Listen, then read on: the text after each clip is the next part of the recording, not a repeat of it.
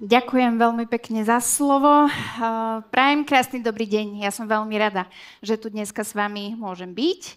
A teda priniesla som vám pomerne čerstvé dáta o tom, ako ľudia vnímajú, ako ich škola pripravila na život. Poďme rovno na to.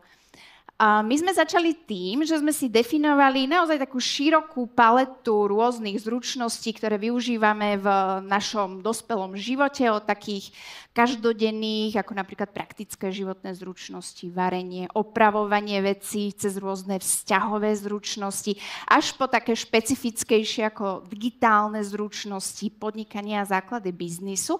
A keď sme mali toto portfólio jednotlivých zručností definované, tak sme sa ľudí spýtali, tak ako už Naďka hovorila, dve otázky. Ktoré z týchto zručností považujete za dôležité a ako vás na ne pripravila škola? Celé toto sa udialo v online reprezentatívnom prieskume, kde sme mali niečo cez 1000 respondentov a zbierali sme to na jar tohto roka. Keď sme sa ľudí pýtali, do akej miery ich pripravila na tieto zručnosti škola, tak mali tam veľmi jednoduchú škálu, aby to bolo zrozumiteľné, odpovedali od veľmi dobre až po veľmi zle. A nám, aby sa s tým lepšie pracovalo, tak my sme si to prepočítali a vypočítali sme si tzv. Skóre pripravenosti, ktoré teda nadobúda hodnoty od 0 do 100, čím viacej tým ľudia lepšie vnímali, že ich škola lepšie pripravila na danú zručnosť. Prvé zistenie z tohto prieskumu, dôležité, je to, že ani jedna z tých uvedených zručností, ktoré ste videli pred chvíľou, ani jedna sa neumiestnila s tým nadpriemerným skóre pripravenosti, čo znamená, že všetky tie zručnosti, ktoré som vám ukázala, tak sa minimálne z polovice ľudia museli pripravovať aj sami, aby dokázali ich využívať vo svojom živote. No a potom začala tá zábavnejšia časť pre nás analytikov, kedy sme tie dáta začali spracovávať. A my sme zvolili takýto prístup. Na tú Y-ovú os sme si naniesli podiel ľudí, ktorí danú zručnosť považujú za dôležitú. A na tú X-ovú os sme si naniesli to skóre pripravenosti. Vďaka tomu sme si dokázali definovať také 4 rôzne segmenty a do nich nám spadali tie jednotlivé zručnosti. A teraz si ku každému tomu segmentu niečo povieme. Najlepšie dopadli zručnosti, ktoré sme zaradili do segmentu zvládnuté priority. Tam máme praktické zručnosti, starostlivosť o zdravie, budovanie a udržiavanie vzťahov. Toto sú zručnosti, ktoré nejak tak každodenne využívame aj v rámci toho edukatívneho procesu sa tak automaticky rozvíjajú v rámci jednotlivých predmetov, ako napríklad praktické cvičenia, telesná výchova a podobne. A ľudia vnímajú ich dôležitosť, preto vlastne sa dostali do tohto segmentu.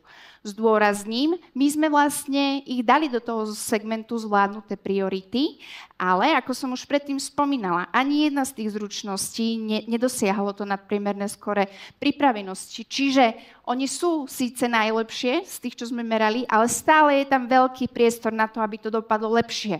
Inými slovami, môžeme to zinterpretovať tak, že približne polovica ľudí, ktorí vnímajú tieto zručnosti za dôležité, majú aj dojem, že ich približne priemerne na ne pripravila škola. Ideme na ďalší ten segment.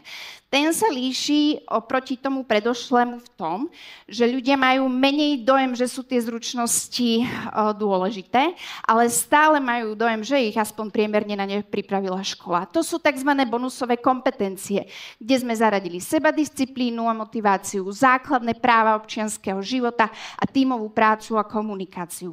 Toto sú zručnosti, ktoré nevyužívame ich každý deň v živote, ale problém môže nastať práve vtedy, keď sa ocitneme v určitej životnej fáze, potrebujeme ich, tak vtedy môžu ľudia prísť na to, že vlastne ako ich potrebujú. Ďalší segment sú prehliadané nedostatky, kam nám spadli digitálne zručnosti, time management a organizácia času a podnikania a základy biznisu. tieto zručnosti, ako vidíme, sú naozaj také nevyhnutné zručnosti pre život v 21. storočí a segment je typický tým, že ľudia ich vnímajú ako menej dôležité a zároveň, že ich škola na ne nepripravila dostatočne. Ale tuto upozorním, máme tu veľký rozdiel medzi staršou a mladšou generáciou. Tí mladší, ktorí tieto zručnosti už potrebujú, tak oni ich hodnotili vyššie. Čiže môžeme očakávať, že sa dostanú do budúcna do toho segmentu vyššie. No a potom tu máme posledný segment, to je vlastne to najdôležitejšie, čo nám z toho vzniklo. To je to, čo by sme si mali zapamätať, taký ten zdvihnutý prst. To sú tie kritické medzery. Toto sú zručnosti, ktoré ľudia majú dojem, že sú pre nich dôležité a že škola na znanie nepripravila. Máme tam finančnú gramotnosť, zvládanie stresu a psychickú odolnosť a kritické myslenie. Môžete každý pouvažovať, či súhlasíte, sú to ozaj zručnosti, ktoré potrebujeme na to, aby sme vlastne prežili v tejto dnešnej dobe. A ľudia nemajú dojem, že by boli na ne vďaka škole pripravení. Ešte k tým kritickým medzerám.